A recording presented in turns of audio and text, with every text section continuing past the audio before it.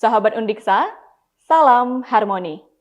Berjumpa kembali bersama saya Juniastiti dalam Gatra Ganesa. Sejumlah informasi terupdate dan terpercaya telah kami siapkan untuk Anda, di antaranya.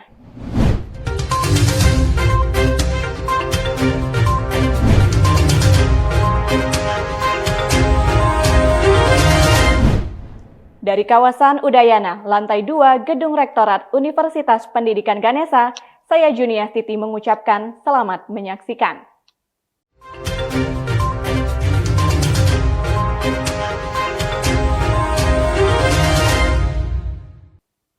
Mengawali informasi pada awal pekan, ada kabar gembira. Kali ini, Universitas Pendidikan Ganesa kembali mendapat penghargaan dari Kantor Pelayanan Perbendaharaan Negara Singaraja. Kali ini penghargaan diberikan atas keberhasilan Undiksa meraih peringkat 2 sebagai Satker Mitra Best Performance kategori Pagudipa Kelolaan Besar periode semester 2 tahun 2021.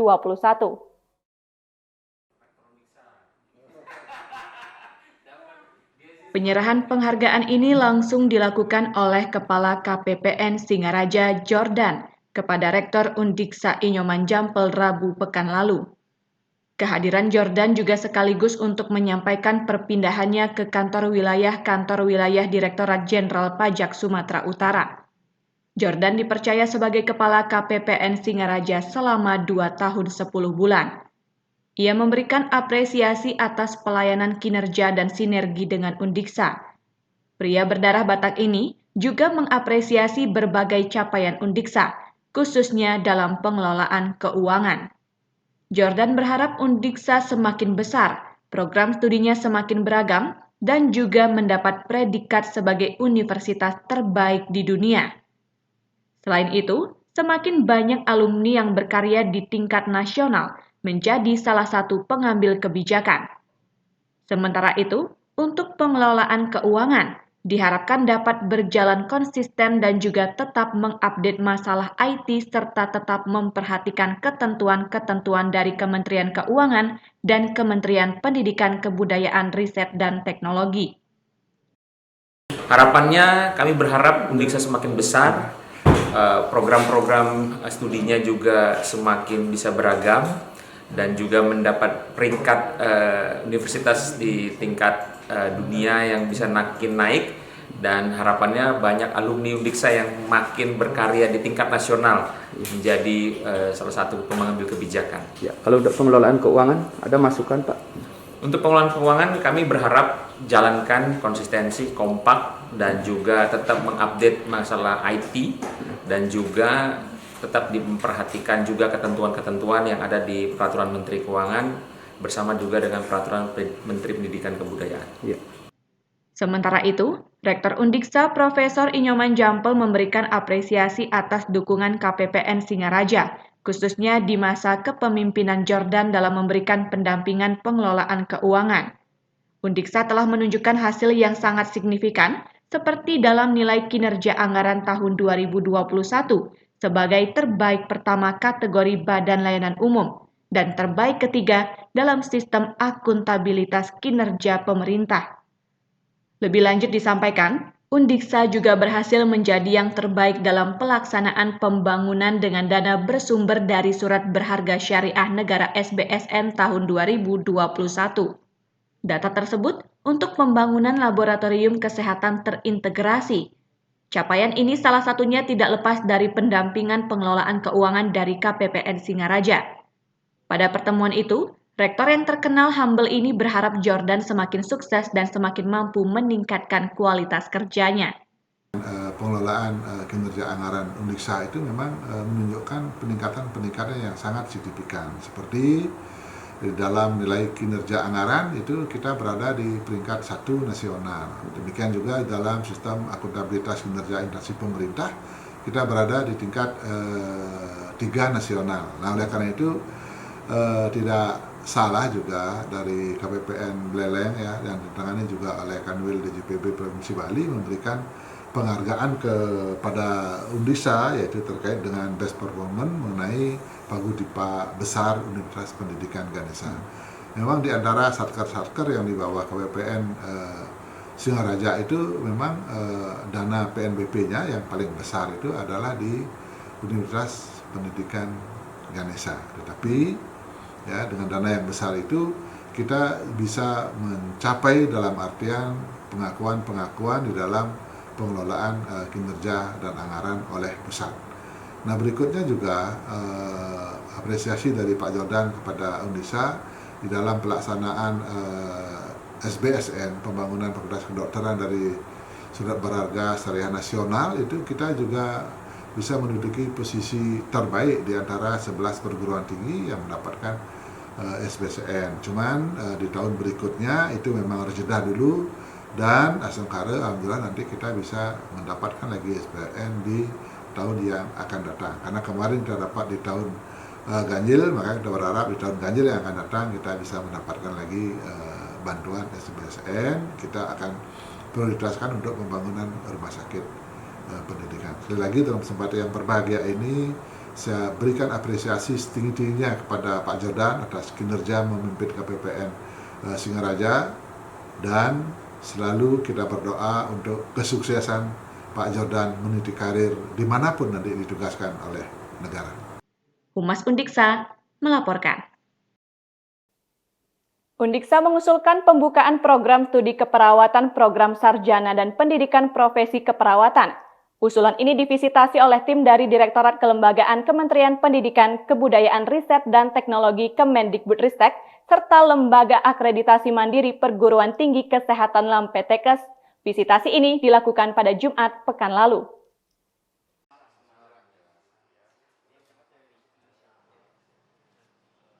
Kehadiran tim visitasi diterima oleh Rektor Undiksa Profesor Dr. Inyoman Jampel di ruang Ganesha 3 Gedung Rektorat Universitas Pendidikan Ganesha. Rektor Jampel didampingi oleh para wakil rektor, dekan, direktur pasca sarjana, kepala biro, ketua LPPM, ketua LPPPM, dan unit terkait di lingkungan Undiksa. Tidak hanya dari Undiksa, perwakilan Dinas Kesehatan Kabupaten Buleleng dan Direktur RSUD Buleleng juga turut hadir. Rektor Undiksa Inyoman Jampel menyampaikan, pengusulan prodi keperawatan sebagai upaya Undiksa untuk memberikan akses pendidikan kepada masyarakat, yang selanjutnya berdampak pada meningkatnya kualitas sumber daya manusia. Mendukung usulan tersebut, Undiksa telah mempersiapkan tenaga sesuai dengan bidang yang dibutuhkan dan sarana prasarana atau fasilitas sesuai standar. Ia berharap usulan ini mendapat persetujuan dan selanjutnya Undiksa dapat melakukan penerimaan mahasiswa.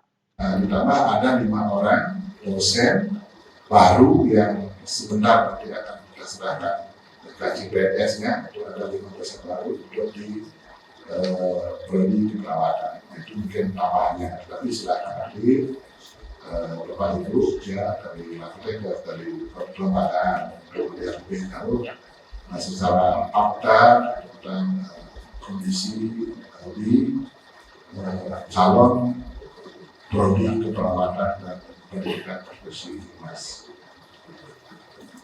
Tim visitasi yang diwakili oleh Lingga Kresna Adiputra dari Direktorat Kelembagaan menyampaikan, visitasi secara luring ini baru kali pertama dilakukan sejak masa pandemi COVID-19. Dikatakan, visitasi untuk melihat dokumen usulan dengan kondisi real di lapangan. Seluruhnya dilihat dengan mengacu pada instrumen minimum.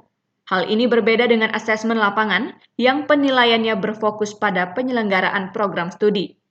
Pada visitasi ini, Lingga Kresna Adiputra menambahkan segi perizinan juga turut menjadi perhatian serius. Diharapkan seluruhnya sudah memenuhi standar.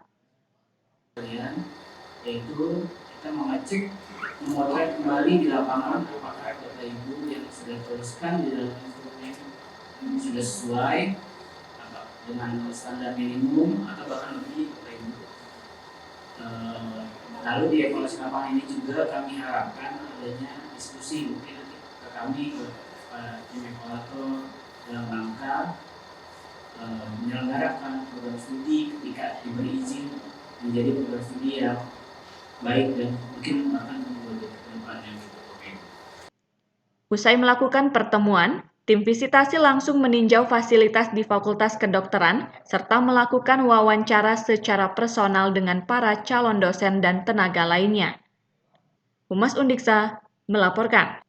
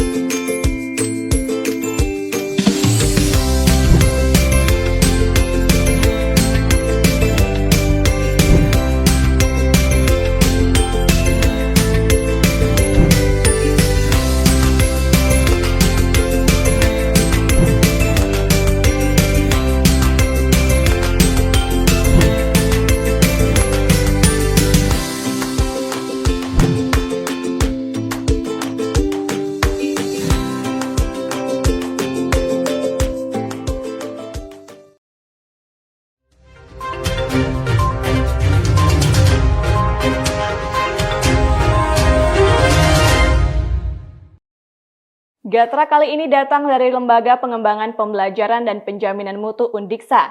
Universitas Pendidikan Ganesha terus melakukan upaya peningkatan kualitas lulusan.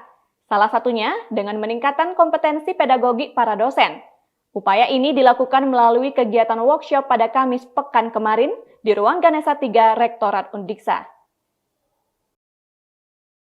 Pada kegiatan yang berlangsung secara luring dan daring ini, penyusunan perangkat pembelajaran menjadi topik yang diangkat.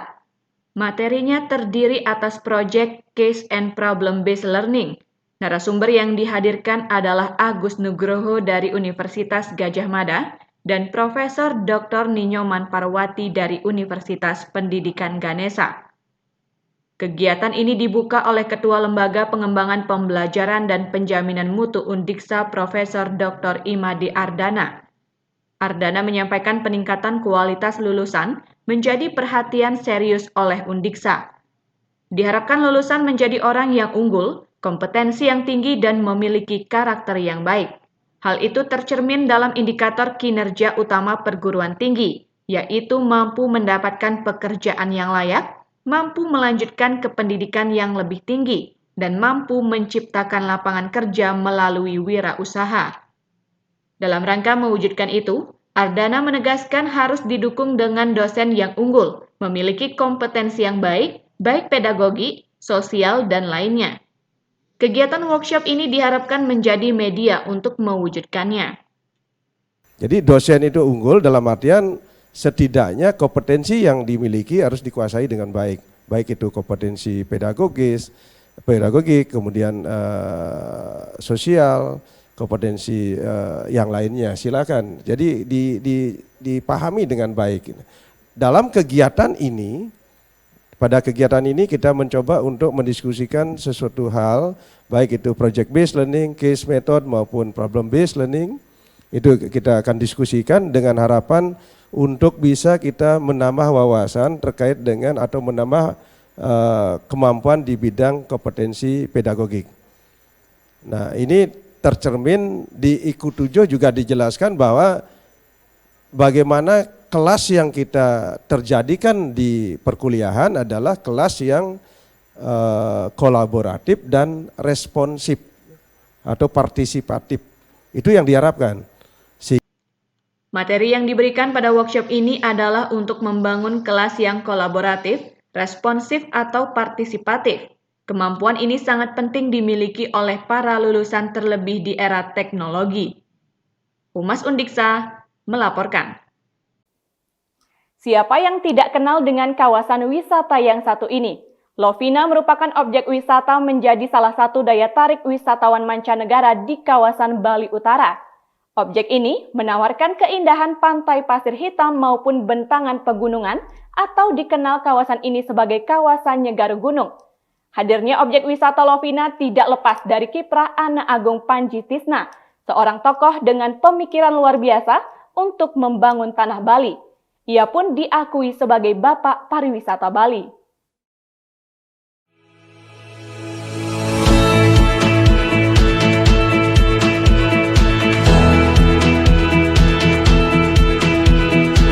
Siapa yang tidak kenal dengan kawasan wisata yang satu ini? Lovina merupakan objek wisata yang menjadi salah satu daya tarik wisatawan mancanegara di kawasan Bali Utara. Objek wisata ini menawarkan keindahan pantai pasir hitam maupun bentangan pegunungan atau dikenal kawasan ini sebagai kawasan Nyegar Gunung. Hadirnya objek wisata Lovina tidak lepas dari kiprah Ana Agung Panji Tisna, seorang tokoh dengan pemikiran luar biasa untuk membangun tanah Bali. Ia pun diakui sebagai Bapak Pariwisata Bali. Di kalangan sastrawan, Panji Tisna juga dikenal sebagai novelis kesohor angkatan pujangga baru. Sejumlah karya sastra telah dilahirkan dari buah pikirannya. Novelnya yang terkenal dan banyak dibaca orang, di antaranya adalah Nirawit Ceti Penjual Orang dan Sukreni Gadis Bali. Ia juga menulis sejumlah puisi. Sekian tahun berlalu, ada salah satu warisan Panji Tisna yang sampai saat ini masih bisa disaksikan oleh kalangan sastrawan. Adalah sebuah bangunan bergaya klasik yang kini menjadi sebuah museum. Lokasinya di kawasan Lovina, tepatnya di Desa Kaliasem, Kabupaten Buleleng. Tempat ini diangkat menjadi objek program pengabdian masyarakat oleh akademisi Universitas Pendidikan Ganesha. Timnya terdiri atas Dr. Iwayan Artika, Profesor Dr. Imade Sutama, dan Imade Astika. Wayan Artika menjelaskan, program pengabdian ini masuk dalam kategori desa binaan, yang arahannya untuk membantu desa mengembangkan berbagai potensinya. Artika melihat Museum Panji Tisna memiliki potensi yang luar biasa untuk dijadikan pariwisata sastra yang selanjutnya dapat memperkaya pariwisata konvensional. PKM ini memiliki potensi pengembangan pariwisata, maka ini digarap. Jadi nanti gambaran nyata dari PKM ini adalah menjadikan Museum Ana Agung Panji Tisna sebagai daerah tujuan wisata. Itu. Jadi itu yang disebut dengan literary tourism atau pariwisata sastra. Ya. Nah, seperti apa Bapak melihat potensi pariwisata sastra khususnya di Bali Utara, Pak? Yang ini kan kita kaitkan dengan pariwisata konvensional. Dengan kehadiran pariwisata sastra itu akan memperkaya. Sementara itu dulu batasnya, tinggal nanti pengembangan lebih jauh. Saat ini, tahapan pelaksanaan program ini baru proses identifikasi buku maupun berbagai peninggalan dari Panji Tisna. Kedepan, Artika merencanakan adanya berbagai kegiatan, seperti festival sastra, festival membaca, dan festival menulis yang dikaitkan dengan traveling. Dengan festival sastra, kemudian festival pembaca, festival menulis, tetapi itu semua dikaitkan dengan traveling. Orang datang ke sini belajar menulis, mengetahui Ana Agung Panji Tisna, tetapi dalam frame traveling atau pariwisata. Itu tidak boleh dilupakan. Jadi ini tidak murni sastra, tetapi ini lebih cenderung ke pariwisata dengan menu sastra. Ya. Nah, kalau dari sisi potensi ketertarikan wisatawan terhadap konteks sastra gitu, seperti apa Bapak melihat? Bangsa-bangsa Eropa, Cina, atau bangsa timur lainnya, Timur Tengah itu kan sudah literat, budaya literasinya tinggi, jadi ini sangat menarik. Kan ini tidak memberikan dia satu novel, tetapi dia akan kita buatkan sinopsis misalnya. Itu aja. Jadi saya kira sangat mudah untuk dijual, tanda kutip. Akademisi yang aktif dalam gerakan literasi akar rumput ini menilai pariwisata sastra memiliki daya tarik untuk wisatawan mancanegara yang secara umum memiliki budaya literasi tinggi. Sementara itu, pelaksanaan program ini mendapat respon positif dari Anak Agung Ngurah Teguh Kosalanegara, salah satu penerus Panji Tisna.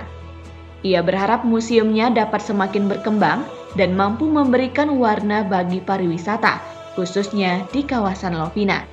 Sehingga Lovina tidak hanya terkenal akan wisata dolphin, namun juga akan dikenal di mancanegara sebagai kawasan wisata sastra dunia. Sangat antusias ya. Mudah-mudahan kedepannya ada perkembangan lebih baik untuk museum ini ya. Saya juga sangat berterima kasih dengan Pak Wayan Artike. Beliau sudah mau memberikan usaha beliau untuk membangun museum ini. Yang sebenarnya hampir saja sudah tidak tahu bagaimana nasibnya setelah perintis Anak Agung Brawida meninggal. Gitu. Ya. Nah, selama ini seperti apa pengelolaannya Pak sebelum adanya program dari Undiksa? Wah, jujur saya tidak ada ya. Tidak ada, paling cuma pembersihan secara umum saja. Dan juga ya perbaikan beberapa barang-barang yang rusak gitu aja. Dan harapannya ke depan Pak dari program ini? Harapan saya ke depan ya seperti adanya pengembangan nanti untuk pariwisata, kemudian sosialisasi agar masyarakat lebih mengenal tentang beliau. Ya, masyarakat sudah menikmati ya di area Kali Asem dan beberapa orang menggunakan nama Lovina. Paling tidak mereka tahulah siapa dan bagaimana pariwisata di Lovina bangkit secara pelan-pelan. Tidak hanya itu, Anak Agung Ngurah Teguh Kosalanegara berharap dengan semakin hidupnya museum ini dapat menjadi wahana bagi masyarakat untuk semakin mengenal sosok Panji Tisna, baik dalam dunia sastra maupun dalam membangun pariwisata Lovina. Humas Undiksa melaporkan.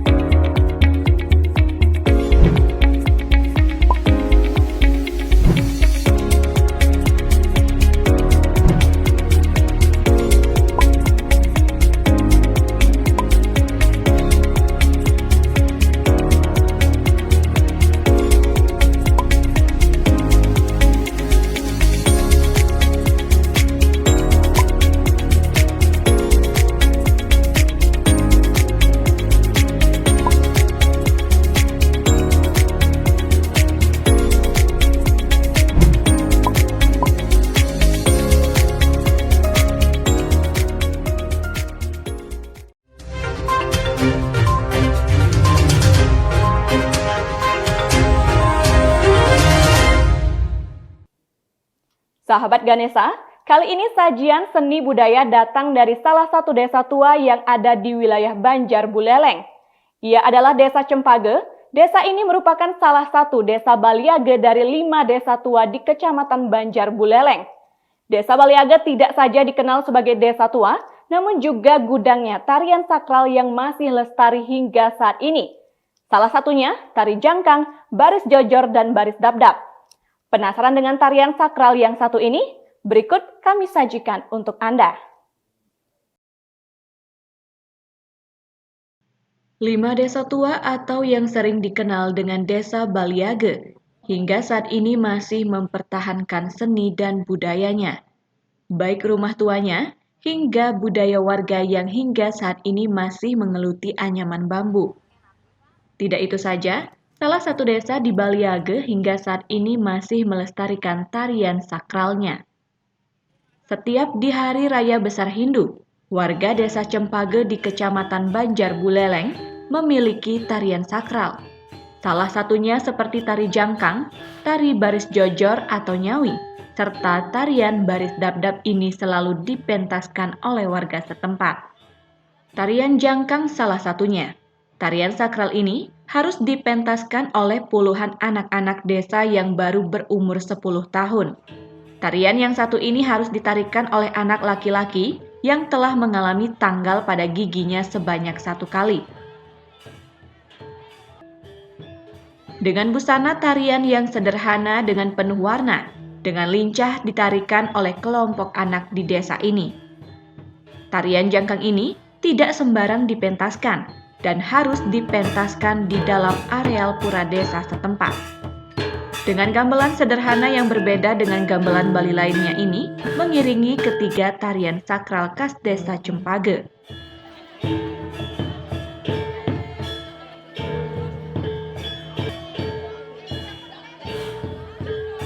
Menurut tokoh Desa Cempage, Putu Suwarjayo menjelaskan, tarian sakral yang diwariskan oleh leluhurnya ini sangat banyak.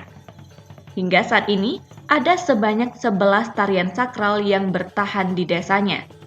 Tidak hanya tarian jangkang, tarian baris jojor dan baris dabdab ini juga mengiringi upacara besar untuk menghormati leluhurnya. Tarian ini melambangkan keprajuritan dan kisah roman di zaman dahulu. Di sini sudah dipentaskan beberapa tarian sakral, biasanya dipentaskan pada saat perayaan Hari Raya Kuningan, dipentaskan pada saat Umanis Kuningan. Yang pertama kita pentaskan adalah tarian jangkang, di mana mereka ditarikan oleh kelompok anak-anak yang sudah mepinggah, artinya sudah ada ketus gigi. Itu ditarikan dengan sarana tongkat. Mudah-mudahan tarian ini bisa lebih berlanjut karena saya yakin juga dengan promosi yang begitu gencar, anak-anak muda di Desa Cempage ini dengan sukarela tanpa dibayar mereka akan tetap melakukan pelatihan tari, dan kita juga pernah melakukan pasraman tari wali di mana mudah-mudi bisa lebih mengembangkan lagi kreativitasnya dalam hal seni tari sakral Desa Cempage, sehingga tarian sakral Desa Cempage bisa go internasional, bisa kita kenal, bisa lebih kita lestarikan. Terima kasih. Salah satu penari jangkang dan baris dabdab mengaku senang bisa pentas menarikan dan melestarikan tarian sakral di zaman modern seperti saat ini. Tarian yang menurutnya sederhana ini memiliki makna yang sangat mendalam. Hal ini dikarenakan tarian sakral yang diwariskan ini sudah mulai langka di 4 desa Baliage lainnya. Banyak penari sakral di luar desanya berlatih bersama di Desa Cempage. Setiap pementasan tarian ini warga pun tumpah ruah untuk menyaksikannya. Tak jarang, tarian sakral ini pun menjadi sasaran bidikan para fotografer profesional di Pulau Dewata. Kalau saya sangat senang sekali karena ini suatu kebanggaan ya, terus turun-temurun nanti ke depannya untuk melestarikan adat dan istiadat kami sendiri di Desa Cempage ini. Ya, Bali kuno. Kalau kesulitan menarikan ini dibandingkan tarian lain seperti apa? Kalau ini sih tidak terlalu sulit ya, karena ini karena kita sudah pernah diajarkan. Samping itu di mana di desa ini sudah diturunkan turun-temurun untuk tarian-tarian sakral ini. Warga masyarakat Desa Cempage berharap pelestarian tari sakral yang dimiliki oleh Desa Baliage didukung sepenuhnya oleh pemerintah daerah Kabupaten Buleleng. Kedepannya, pihak desa pun berencana akan membuat duplikat tarian sakral ini agar bisa dipentaskan di luar desa Baliage. Humas Undiksa melaporkan.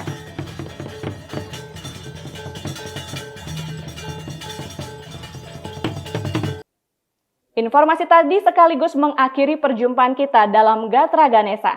Saya Juniastiti pamit undur diri. Tetap patuhi protokol kesehatan. Sampai jumpa dan salam harmoni.